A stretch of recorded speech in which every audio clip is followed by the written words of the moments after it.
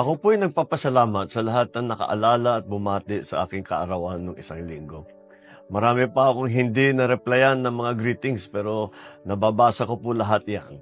Mula sa inyong mga birthday card, mga sulat, pati na rin sa mga comment section, maraming salamat sa inyo. Gaya ng nakagawian, kapag birthday week, ay lalong mas malawak ang inaabot ng aming mga programang pagserbisyo. Siyempre, nandyan ang ating mga paayuda sa mga magsasaka at mangingisda, mga pagbibigay ng titulo at pagpapalaya sa utak ng mga magsasaka, pamimigay ng mga patient transport vehicles sa iba't ibang probinsya at higit sa lahat, ang pagsasagawa ng zero billing days sa ating mga piling ospital. Ito yung mga natanggap natin mga birthday greets mula sa ilang ospital at gusto ko lang ibahagi sa inyo at sagutin ng ilan sa mga ito. Dear Mr. President Bongbong, Happy birthday! Your serbisyong medikal para sa aming mahihirap ay napakalaking tulong para sa aming pamilya. Nais lang pong ibigay ng aming pamilya ang aming taus-pusong pasasalamat. Naway gabayan pa kayo ng mahabang buhay upang inyong maipagpatuloy ang inyong adikain para sa inyong mamamayang Pilipino. Mahal po namin kayo. Kaming mga kamag-anak ng pasyente ng PGH. Ang pangalan si Cathy Santos. Naku, maraming salamat, Cathy, at ako'y natutuwa na nakatulog naman tayo ng kahit papaano. Ito naman ang susunod. Mahal na President BBM, happy birthday po. Maraming salamat po sa lugaw, taho at Jollibee lunch para sa mga kawani ng PGH at mga pasyente po. Malaking tulong po sa mga pasyente namin sa payward ang pagbabayad po niyo ng kanilang hospital bill. Pagpalain po kayo at ang inyong pamilya ng ating Panginoon Diyos. Caroline Cabal, PGH employee. Oo, kasama ko kayo. Kung hindi sa inyo, hindi natin nagawa ito.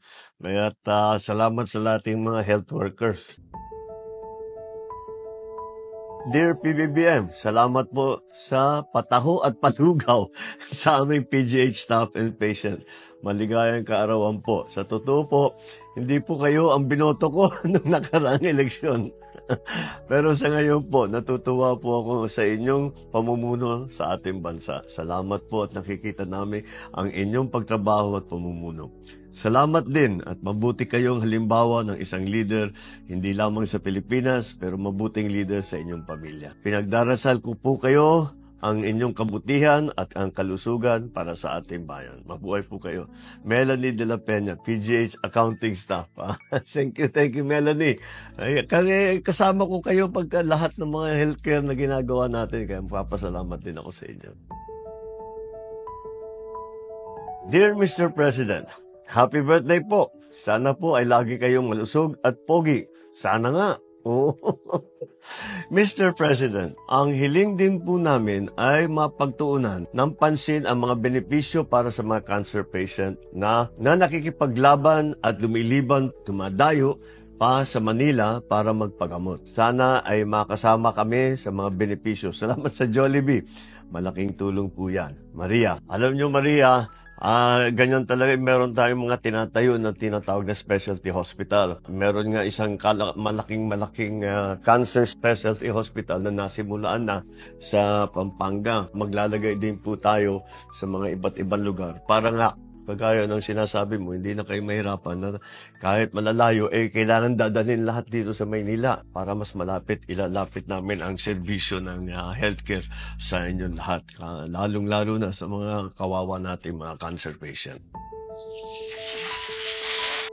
Dear Mr. President Bongbong Marcos, happy birthday. Thank you for celebrating your birthday with PGH staff and patients. Sana mabasa nyo itong message ko. Many infants remain unvaccinated because it's not available at Barangay Health Center. Please help or call the attention of DOH to provide Penta and PCV vaccine. Our children's health needs protection. Please help our babies. Thank you po. Isang mami. Nako, tamang-tama po yung inyong nasabi. Dahil kakasimula lang natin ng isang malaking vaccination drive na ginawa ng DOH. Unang-una para sa first 12 months na mabubuo lahat ng iba't ibang bakuna para pagkatapos ng first year ng bata ay makikita natin lahat na ng kailangan ng bakuna ay nabigay na. Kaya tulungan nyo kami para talagang, kasi kung minsan yung iba ayaw magpabakuna dahil natatakot sila, baka hindi maganda yung bakuna, baka lalo masaktan yung bata. Hindi po, lahat itong mga binibigay namin bakuna, tested po ito. Ilang taon na pong ginagamit yan. Kaya puntahan ninyo, kung meron kayong mga sanggol, kung meron kayong maliliit na bata, dalhin nyo po, meron na tayong vaccination program. At ang pinakauna talaga na tinutulungan natin ay yung first 12 months ng bata. Tamang-tama po yung inyong sinabi at nakita rin namin ng pangangailangan na yan, kaya't naglagay po kami ng programang ganito. Ito galing kay Angelo Arcangel. This handog ng Pangulo reminds us that every Filipino deserves access to healthcare. Salute PBBM. Tamang totoong-totoo yan. Yung programa nga namin bawat buhay mahalaga dahil talagang kailangan natin patibayin yung healthcare natin. Naramdaman kasi natin yan nung COVID, may pagkukulang talaga sa sistema natin ng healthcare. Kaya riniremedyohan natin yan, kaya agawa natin ng paraan. Imbis na kayo po ng mga pasyente ang pupunta sa ospital, hahanapin namin kayo para mabigyan kayo ng tulong. Ito naman ay galing kay Madi. Happy birthday po, BBB. Thank you. Isa po kami sa nakinabang sa inyong program. Isang buwan po kami naka-confine sa NKTI. Napakaganda ng serbisyo, magagaling ang mga doktor at nurse, at higit sa lahat, wala po kami binayaran. Salamat po marami. Mahal po namin kayo. Mahal po namin kayo. Napakaganda namang pakinggan. Lahat yan, talaga naman, dapat ginagawa. Matagal na dapat natin ginagawa yan. Nabigyan tayo ng pagkakataon na gawin itong ganitong klaseng tulong. Mabuti naman at kayo'y natulungan. Maraming salamat sa happy birthday ninyo. Adrian Bianca, sana po everyday kailangan po yan ng mga kababayan natin, President. Everyday should ensure zero billing for patients in public hospitals. Our public healthcare system needs the full support of the government, and public hospitals depend on it to deliver free, quality care to the people. Let's fight for universal health care, where financial burdens no longer prevent access to essential medical services. Public hospitals need you. Let's prioritize the health and well-being of all Filipino citizens. Naku, sang-ayon ako dyan.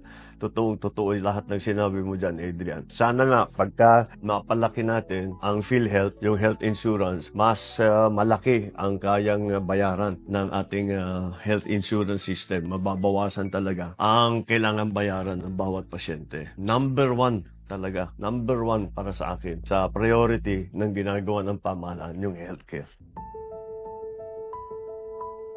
Alicari Limas Apolinaria. Still thankful to this effort, though this is just a band-aid solution, the real needs of the Filipino people. It is only for a day. Still, do not be deceived by this. The money is coming from our taxes, after all. Tamang-tama ang lahat ng kanyang sinabi. Totoo yan.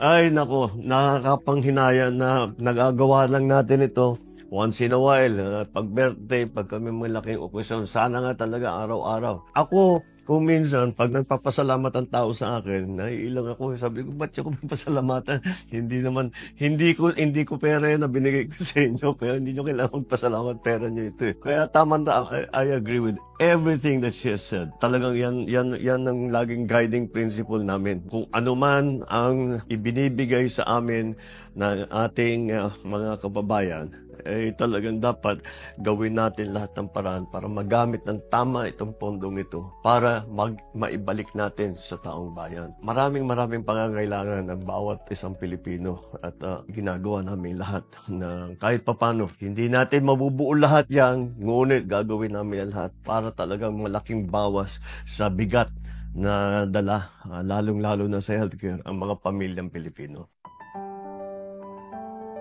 Sa isang bagong Pilipinas, lalo pang palalawakin at ilalapit sa taong bayan ang mga serbisyo ng pamahalaan. Walang pinipili sa pagtulong dahil ang bawat buhay ay mahalaga.